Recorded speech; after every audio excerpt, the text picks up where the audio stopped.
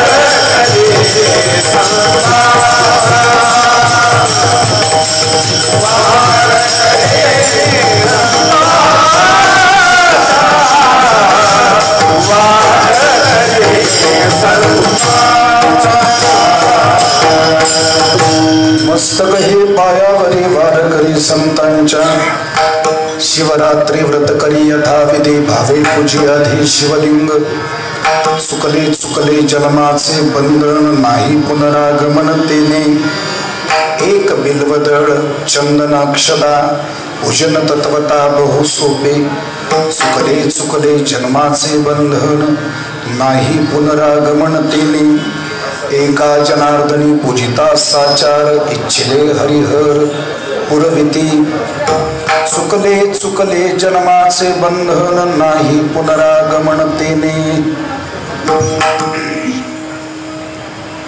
महाराष्ट्राचा आराध्य दैवत सकल सत्ताधीश अखिल कोट ब्रह्मांड नायक पंढरीश परमात्म्याच्या चरणी वंदन करू विश्वसंत माऊली महावैष्णव श्रीमंत श्री ज्ञानोबराय जगद्गुरु श्री तुकोबराय सद्गुरु जोग महाराज सद्गुरु श्री नारायणगिरी महाराज सद्गुरु गंगागिरीजी महाराज आदी करून सकल वारकरी संतांच्या चरणी वंदन करून आणि या संत महापुरुषांच्या पदस्पर्शाने पुनीत झालेल्या महाराष्ट्राच्या मातेला वंदन करून छत्रपती शिवाजी महाराजांच्या स्मृतीला अभिवादन करून भगवान महादेवाच्या चरणी साष्टांग वंदन करून व्यासपीठावरील उपस्थित सर्व ज्येष्ठ श्रेष्ठ गायक गुणीजन महाराज उपस्थित सर्व श्रोते अबाल वृद्ध माता भगिनींना वंदन करून कीर्तन रूपी सेवेला सुरुवात करतोय। तत्पूर्वी कार्यक्रमाच्या अनुषंगानं वक्ता या नात्यानं परिहार देणं क्रमप्राप्त समजतो। गेल्या 26 वर्षापासून शिवशंभो शिवा मंडळाच्या वतीनं भगवान महादेवाच्या महाशिवरात्रीच्या महान पर्वावर अखंड हरिनाम सप्ताह आयोजित करण्यात येत असतो आणि या अखंड हरिनाम सप्ताहातील या षष्टम दिनीची सेवा आपल्या सर्वांच्या प्रेमाने माझ्याकडे आलेली आहे। अर्थातच पुण्यात येण्याचं निमित्त ठरले माझे मित्र गंभीर महाराज। अनेक निमित्त ठरलं आणि वेळोवेळी पुण्यामध्ये येण्याचा योग मला येत राहिला। आज मोठा महान योग आहे।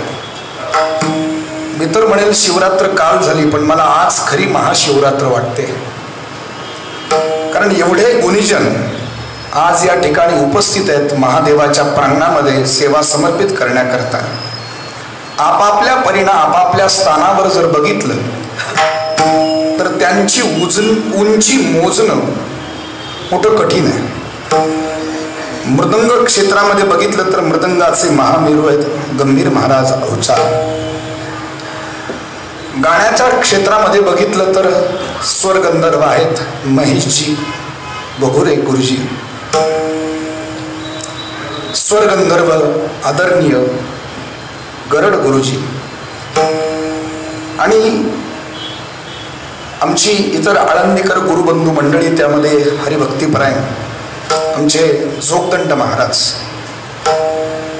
एक अभूतपूर्व अशी आज पर्वणी आहे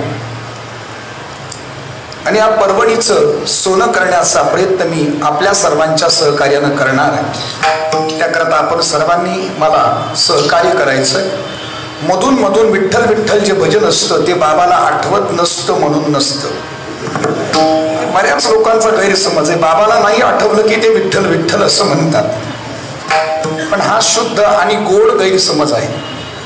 तो कृपया डोक्यातनं काढून आपण मधून मधून भजन झालं की हाताने टाळी वाजून मुखाने नामस्मरण करायचंय. निरूपणाकरता निवडलेला अभंग महाराष्ट्राची दक्षिण काशी शांतीब्रह्म एकनाथ महाराज यांचा शिवरात्री व्रताचं महात्म्य सांगणारा 4 चरणाचा अभंग कीर्तनाला निरूपणाकरता निवडला. विठ्ठल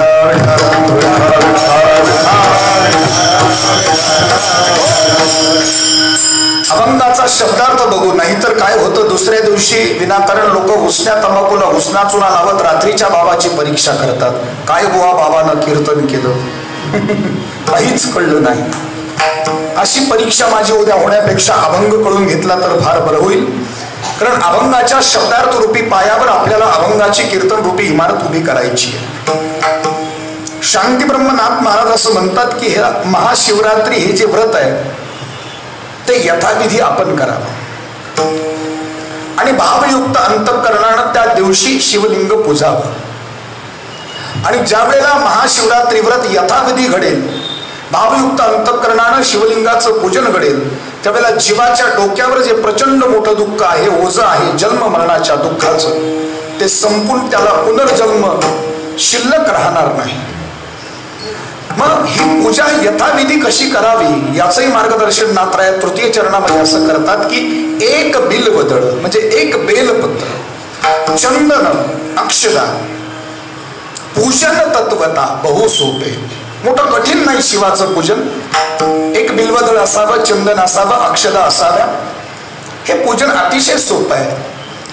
आणि म्हणून आपण जर आचार भावानं शिवलिंगाची पूजा केली महाशिवरात्रीच्या महान पर्वावर, तर निश्चितच हरिहर आपल्या अंतःकरणातल्या ज्या मनोकामना आहेत ते पूर्ण करतील. हा अभंगाचा सरळ शब्दार्थ. विठ्ठला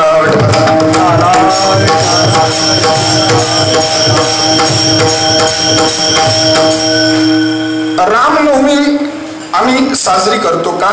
राम जन्माला आले म्हणून. गोकुळ अष्टमी साजरी करतो आम्ही का?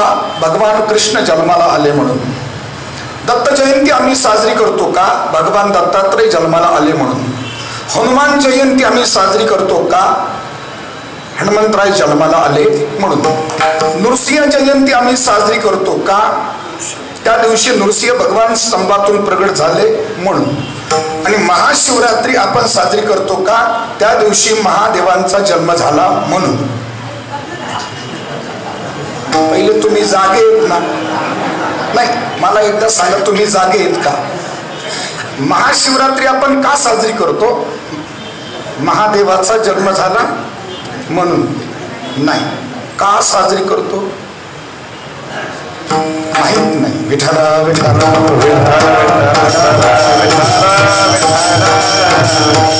हिंदू धर्मातल्या बऱ्याच लोकांना महाशिवरात्री का करतात हेच माहित नाही.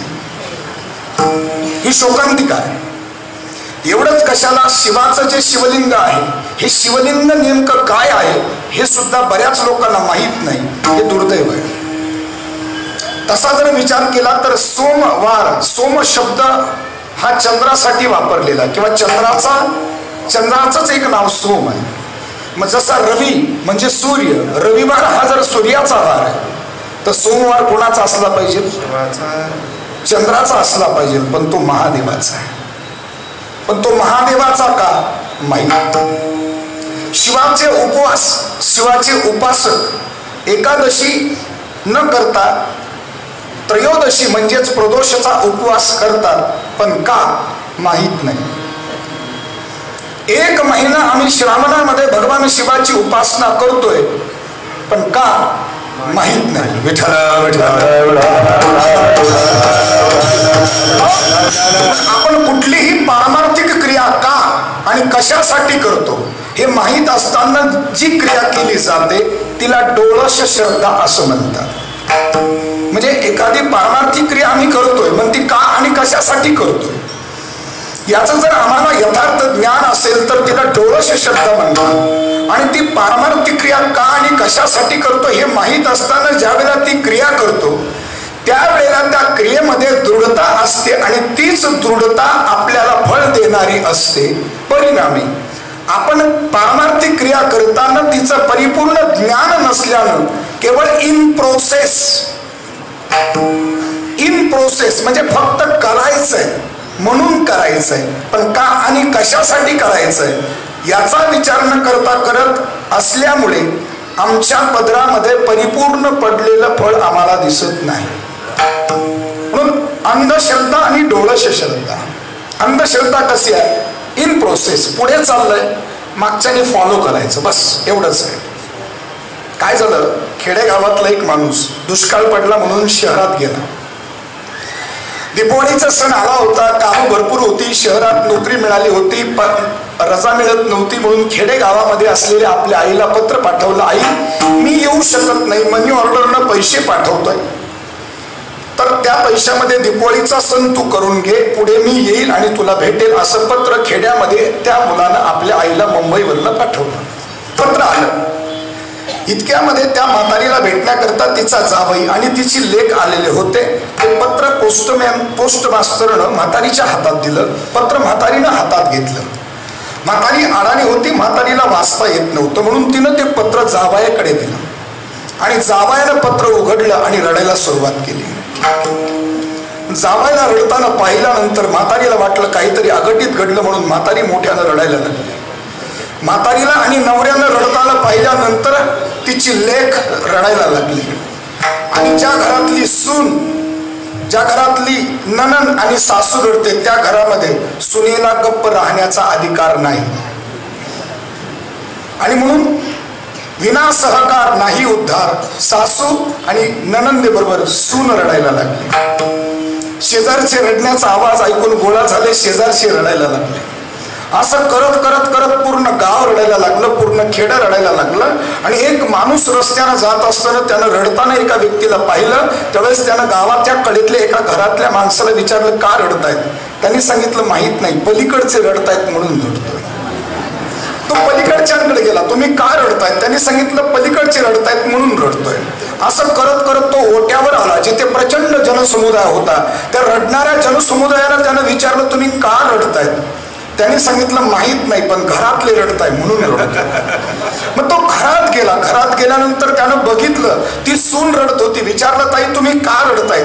त्या म्हटल्या, सासूबाई रडताय, नणंदबाई रडताय म्हणून मी रडते. मग त्या नणंदेला म्हणजे त्या लेकीला विचारलं म्हातारीच्या, तुम्ही का रडताय? तिने सांगितलं, म्हातारी रडते म्हणून मी रडते. मग म्हातारीला विचारलं, आजीबाई तुम्ही तरी का रडताय? तिने सांगितलं, जावई बापू रडताय म्हणून मी रडते. मग त्याने विचारलं, जावई बापू आहो तुम्ही तरी का रडताय? त्याने सांगितलं, मला वाचताच येत नाही म्हणून मी रडतोय.